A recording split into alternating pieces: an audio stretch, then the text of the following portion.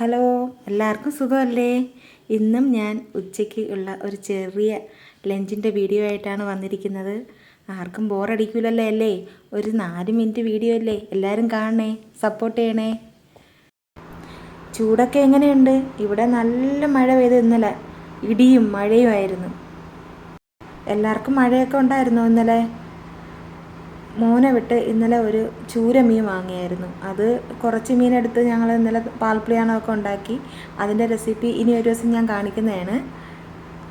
അതിൻ്റെ ബാക്കി കുറച്ച് ചൂരയുടെ പീസ് ഉണ്ടായിരുന്നു. അപ്പം ഞാൻ വിചാരിച്ചു ഇന്ന് രസവും ചൂര പൊരിച്ചതും അമരയ്ക്ക തോരനുമാണ് ഉണ്ടാക്കുന്നത്. ആദ്യമേ പൊരിക്കാൻ വേണ്ടി അരപ്പൊക്കെ മസാലയൊക്കെ തേച്ച് വെച്ചതായിരുന്നു. അപ്പം അതിന് ശേഷമാണ് ലോങ് വീഡിയോ ആയിട്ട് എടുക്കാമെന്ന് വിചാരിച്ച് മോളോട് പറഞ്ഞ് നമുക്ക് വീഡിയോ എടുക്കാമെന്ന്.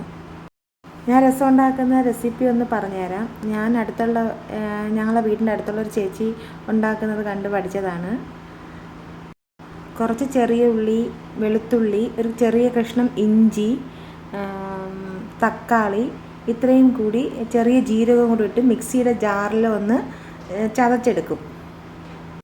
പിന്നെ ചട്ടി അടുപ്പിൽ വെച്ച് കടുകും ചെറിയ ഉള്ളിയും വറ്റൽമുളകും കറിവേപ്പിലയൊക്കെ ഇട്ട് താളിച്ച് ഈ ചതച്ച് വെച്ചിരിക്കുന്ന ഉള്ളിയെല്ലാം നല്ലോണം വഴറ്റിയെടുക്കും. അതിനുശേഷം മഞ്ഞൾപ്പൊടിയും മുളക് പൊടിയും പുളിവെള്ളമാണ് ഒഴിക്കുന്നത്.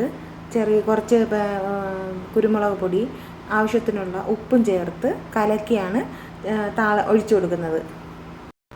ഉള്ളി നന്നായിട്ട് വാടി വന്നതിന് ശേഷമാണ് ഇതെല്ലാം കൂടെ കലക്കി ഒഴിച്ചു കൊടുക്കുന്നത്. ചെറുതായിട്ട് തിളച്ച് വരുമ്പോൾ തന്നെ കുറച്ച് ഉലുവാപ്പൊടി, കായപ്പൊടി ഇട്ട് തിളപ്പിക്കത്തില്ല, തിളയ്ക്കുന്നതിന് മുമ്പ് തന്നെ ഓഫാക്കും. പിന്നെ ഞാൻ ചോറ് വയ്ക്കുന്നത് ഗ്യാസിലാണ്. കാരണം എനിക്ക് കണ്ണിന് അലർജിയാണ് അടുപ്പിൻ്റെ പുക തട്ടുന്നത്. അതുകൊണ്ട് ചോറ് കുറേ നാളായിട്ട് ഗ്യാസിൽ തന്നെയാണ് വെക്കുന്നത്. ഈ അമരയ്ക്ക എന്ന് വെച്ചാൽ കുറേ ദിവസം സാമ്പാറിൻ്റെ ഒരു കിറ്റ് വാങ്ങിയപ്പോൾ അതിൽ കുറച്ച് അമരയ്ക്ക ബാലൻസ് ഉണ്ടായിരുന്നു. അതെടുത്ത് വെച്ചിട്ടാണ് ഇന്ന് അമരയ്ക്ക തോരൻ ഉണ്ടാക്കിയത്.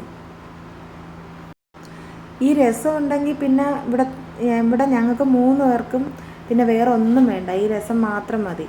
പിന്നെ മോളിങ്ങനെ ഇരിക്കുന്നത് കൊണ്ടാണ് ഒരു തോരൻ കൂടെ ഉണ്ടാക്കിയത്. കിച്ചണിൽ പാചകം ചെയ്യുന്നതിനോടൊപ്പം തന്നെ എല്ലാ പാത്രവും കുറേശ്ശെ കഴുകി അങ്ങ് വയ്ക്കും.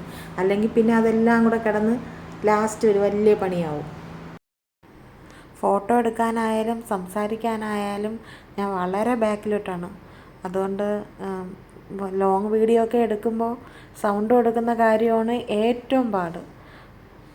എല്ലാവരും നല്ല സ്പീഡിൽ സംസാരിച്ച് പോവും. എനിക്കതിന് പറ്റുന്നില്ല. അതിൻ്റേതായ ഒരു വിഷമമൊക്കെ ഉണ്ട്. മോള് പറയും തുടക്കക്കാരൊക്കെ ആകുമ്പോൾ ഇങ്ങനെയൊക്കെ തന്നെ, പതിയെ എല്ലാം ശരിയാവും.